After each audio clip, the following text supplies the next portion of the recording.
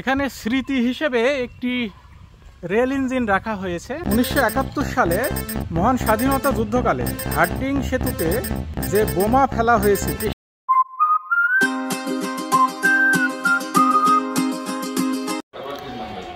আজকে এসেছি বিভাগীয় রেলওয়ে ব্যবস্থাপকের কার্যালয়, পাকশি রেলওয়ে বিভাগ, বাংলাদেশ রেলওয়ে, পাকশি ঈশ্বরদীতে।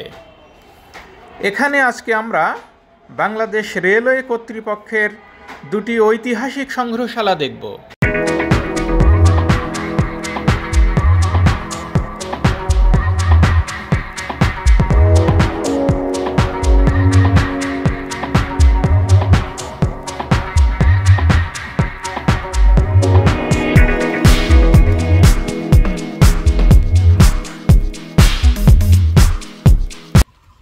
এখানে স্মৃতি হিসেবে একটি রেল ইঞ্জিন রাখা হয়েছে। এই রেল ইঞ্জিনটি ব্রিটিশ আমলে ব্রিটিশরা প্রথম এটা চালু করেছিল। এখানে লেখাই আছে যে 14 ফেব্রুয়ারি 1898 খ্রিস্টাব্দে রূপসা বাগেরহাট, অর্থাৎ রূপসা বাগেরহাট সেকশনে প্রথম চালু হওয়া ন্যারো গেজ ট্রেনের ইঞ্জিন এটি। 2 ফুট 6 ইঞ্চি বিশিষ্ট একটি ট্রেন ইঞ্জিন। এটি হচ্ছে রূপসা বাগেরহাট সেকশনে প্রথম চালু হওয়া একটি কয়লা চালিত ইঞ্জিন। এখানে এটি কালের সাক্ষী হিসেবে রেখে দেওয়া হয়েছে।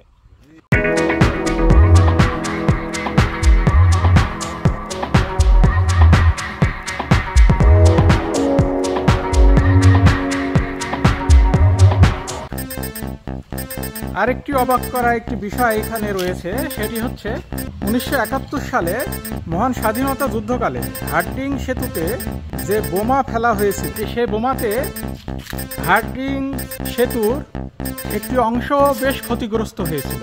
তার উপরেই সংক্ষিপ্ত আকারে লেখা রয়েছে, 1971 সালে মহান স্বাধীনতা যুদ্ধ চলাকালে হার্ডিং সেতু এলাকায় বিক্ষিপ্ত বোমার অংশ বিশেষ।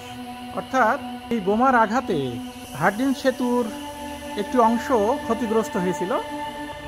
স্বাধীনতা পরবর্তী সময়ে সে অংশটি কিন্তু পুনর্নির্মাণও করা হয়েছিল।